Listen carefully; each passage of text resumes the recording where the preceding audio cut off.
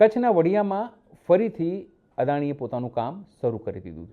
વીજ લાઇનનું કામ શરૂ થતાં ખેડૂતોએ વિરોધ કર્યો અને તેમની અટકાયત કરવામાં આવી.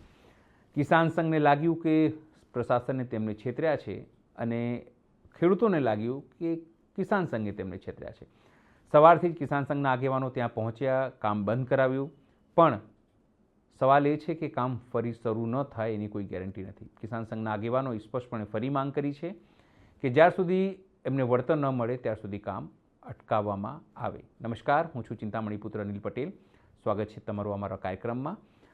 જે રીતે કચ્છની અંદર રાપર હોય, વઢિયા હોય કે અન્ય જગ્યા, ત્યાં ક્યાંક અંબાણી તો ક્યાંક અદાણી પોતાની વીજ લાઇન નાખી રહ્યા છે, જેને લઈને ખેડૂતોએ વાંધો લીધો છે, કારણ કે એમને યોગ્ય વળતર ક્યારે મળશે એ કોઈ કહેતું નથી અને કેવી રીતે મળશે એ પણ કોઈ કહેતું નથી, જેને લઈને હજુ ઠેર ઠેર વિરોધ પ્રદર્શન થઈ રહ્યું છે. એવામાં જ વઢિયા ગામમાં ફરીથી કામ શરૂ થયું અને એનો વિરોધ થયો અને વિરોધ બાદ કિસાન સંઘે ફરીથી ચીમકી આપી છે કે જો આ કામ અટકાવવામાં નહીં આવે તો ફરીથી ઉગ્ર આંદોલન થશે. આવો સાંભળીએ કચ્છના કિસાન સંઘના નેતા શિવજીભાઈ આહિરે શું કહ્યું.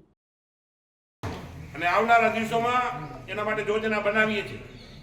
ગામડા તમામ ભાજપને બંધ, ભલે પછી અદાણી વાળા કદાચ લઈ આવે મત એને લેવા હોય, અદાણી કદાચ લેશે ને મત, અદાણી કદાચ સરકાર ચલાવતી હશે, મત અદાણી નહીં આપી શકે. અદાણી કદાચ ફંડ આપી શકશે, અદાણી મત નથી આપી શકવાની. એમનું જો રાજનેતાઓનું કોઈનું ઉપજતું ન હોય તો હું તો એમ કહું કે ઢાંકણીમાં પાણી લઈને બુડી મરવું જોઈએ. રાજનેતાઓ, મંત્રીઓ પ્રદેશને એમ કહે છે કે તમારી 14 માંગણીઓ અમે, આ ઋષિકેશભાઈ પોતે મીડિયામાં બોલે છે, હું નથી કહેતો. એને એમ કીધું કે અમે તમારી 14 માંગણી છે, તમે ખેડૂતોને જ વિચાર્યું નહીં હોય એટલું વળતર આપવું, એવું આપણને 9મી 8મી તારીખે બાંયધરી આપી છે, છતાંય ફરી જાય. જય જવાન જય કિસાન. આજે ભારતીય કિસાન સંઘ દ્વારા તારીખ 12/12/2025 નેશનલ હાઈવે 8 નંબર બંધ કર્યો ત્યારે કલેક્ટરશ્રીએ, એસપીસીએ અને ભારતીય કિસાન સંઘનું ગુજરાતનું પ્રતિનિધિ મંડળ અને કચ્છના પ્રતિનિધિ મંડળ વચ્ચે બાંયધરી આપી હતી કે જ્યાં સુધી ખેડૂતો સાથે સંવાદ નહીં થાય, સમાધાન નહીં થાય ત્યાં સુધી કામ ચાલુ કરવામાં નહીં આવે. પણ કોઈ પણ જાતની વાતચીત કર્યા વગર એના પછી 12/1 પ્રદેશ દ્વારા પણ એલાન કરવામાં આવ્યું કે 12/1 સંપૂર્ણ ખેડૂતોને શક્તિ પ્રદર્શનનો કાર્યક્રમ ગાંધીનગરમાં યોજવાનો હતો.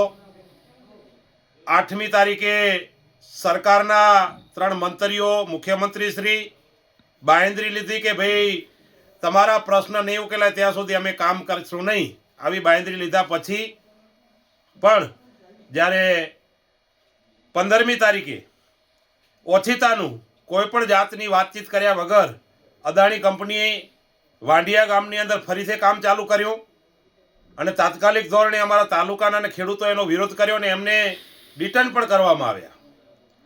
ત્યારે આજે સવારમાં જ એટલે 16 તારીખે વાંઢિયાની અંદર ભારતીય કિસાન સંઘના કાર્યકર્તાઓની એક સભા બોલાવવામાં આવી. સભા બોલાવ્યા પછી અમે કામ કરતા હતા ત્યાં સ્થળ ઉપર પણ ગયા અને કામ બંધ કરાવ્યું. એ દરમિયાન ફરીથી અમારું પ્રતિનિધિ મંડળ કલેક્ટર પાસે ગયું અને કલેક્ટર, એસપી શ્રી અને 2 મંત્રીઓ, રાજ્ય સરકારના એક પ્રભારી મંત્રી અને એક કચ્છના સાંગા સાહેબ અને 3 ધારાસભ્યો, એક જિલ્લા પંચાયતના પ્રમુખ, એના વચ્ચેથી ફરીથી ચર્ચા થઈ છે. ત્યારે એમને ફરીથી બાંયધરી આપી છે આજે કે જ્યાં સુધી સમાધાન નહીં થાય ત્યાં સુધી અમે કામ નહીં કરે એવી આજે એમને કંઈક સીઓમાં ફોન કરીને પણ ચર્ચા કરી છે. એટલે હું આપના માધ્યમથી મંત્રીશ્રીઓ, કલેક્ટરશ્રી, એસપીશ્રીને કહેવા માગું છું કે હવે ખેડૂતો સાથે દ્રોહ ન થાય, જ્યાં સુધી સમાધાન ન થાય ત્યાં સુધી કોઈ પણ કામમાં અહીંયા ખોટી રીતે ખેડૂતોને આવીને હેરાન ન કરે એવી આપના માધ્યમથી હું એમને વિનંતી પણ કરું છું. વારે ઘડીએ બોલીને ફેરફાર થાય એ બરાબર નહીં. કંપનીનું વલણ છે એ યોગ્ય નથી. આજે જ્યારે ખેતર ઉપર ગયા ત્યારે એ લોકોને તો કોઈ પણ પરિસ્થિતિમાં પોલીસની હાજરીમાં ઝઘડો કરવો પડે, કાર્યકર્તાઓ સાથે ઝઘડો કરવા માટેની તૈયારી કરીને આવે છે કે અમે ઝઘડો કરીને કેમ ફરિયાદ દાખલ થાય. એટલે આપના માધ્યમથી હું પોલીસને પણ કહું છું કે આવું વલણ, તમારું વલણ છે એ બરાબર નથી. કંપનીના લોકો દાદાગીરી કરે અને આપ જોતા રહ્યો એ બરાબર નથી.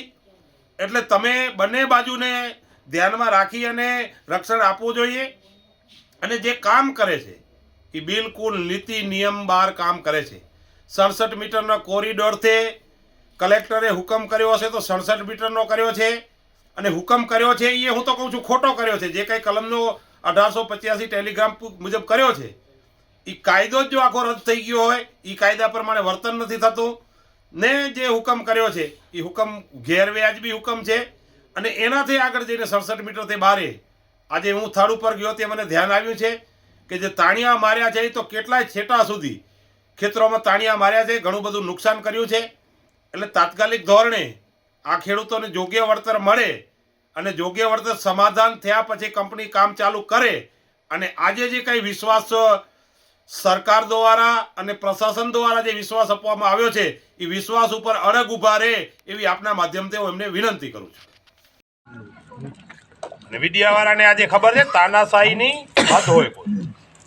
મેં આમાં જોયું એમને નોટિસ આપી છે 20મી તારીખે હાજર થવા. 3 જિલ્લામાં નહીં આવવાનું. એવો તો કેવો ગુનેગાર છે? એને એવો તો કયો ગુનો કર્યો છે? તડીપાર કર્યો છે કે તડીપાર 3 જિલ્લામાં છે એમ. ને એટ્રોસિટી શેમાં થાય તમે સમજી લો. અરે ભાઈ 200 પોલીસ હાજર છે. પોલીસની નૈતિકતામાં મને તો ખરેખર શંકા છે કે 200 જણા તારી તમે હાજર છો, આપણે બોલાચાલી કરીએ છીએ. આ તો પત્રકાર છે. કાલે એમ કે કિસાન સંઘનો આગેવાન શિવજીભાઈ કંપનીવાળાને ચેન લૂંટી લીધી. જો તમે હાજર છો ને લૂંટાઈ જશે તો તમે નહીં હોતો તો શું થશે અને શું થાય છે એ આપણને ખબર છે. પોલીસને જેટલા કામ કરવાના છે એટલા પોલીસ કરતી નથી. FIR કરવા જાવ ને એટલે પોલીસ શું કરે ખબર છે? પહેલો તો જે ગુનો દાખલ કરવા ગયો એને ગુનેગાર બનાવે.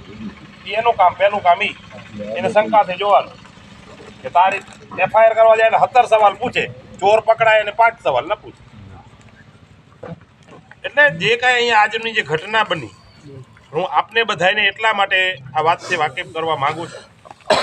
આવી બાબતમાં ક્યારે આપણી પાજ ખોલી છે, અડધી નથી ખોલી. આંખ જ્યારે આખી ખોલશું ત્યારે ઊભાય નહીં. પણ આપણે પણ શક્તિ જાળવી રાખવી. આપણે વિચલિત કોઈ થવાની જરૂર નથી. હવે વિશેષ આજની જે કંઈ ઘટના ઘટી છે, આપણે બપોરથી અહીંયા આવ્યા, સવારે ત્યાં મળ્યા, એના પછીની અહીંયા જે કંઈ ઘટના બનાવ બન્યો એનું તો કંઈ મારે તમને વાકેફ કરવાની કંઈ જરૂર નથી. જે કંપનીનું વલણ પોલીસ પર ઊભી છે ને કંપની કે કામ ચાલુ કરો. કંપની શું કરે છે તમને ધ્યાન આવ્યું? કેટલાક લોકોને ધ્યાન નહીં આવ્યું. મેં આજે આખું બધું ચિત્ર જોયું. એ ઉશ્કેરવાની પ્રયત્ન તમને કરે. તમે અમને કઈ હાથ અડો ને પોલીસ ઊભી અમારા તમારા ઉપર ફરિયાદ અમે કહીએ. એ જે વાતાવરણ ઊભું કરતા હતા એ હું જોતો હતો. એ કે એનો જે પ્રયાસ હતો, મિત્રને કહું છું કે આમ પહોંચાડજો તમે.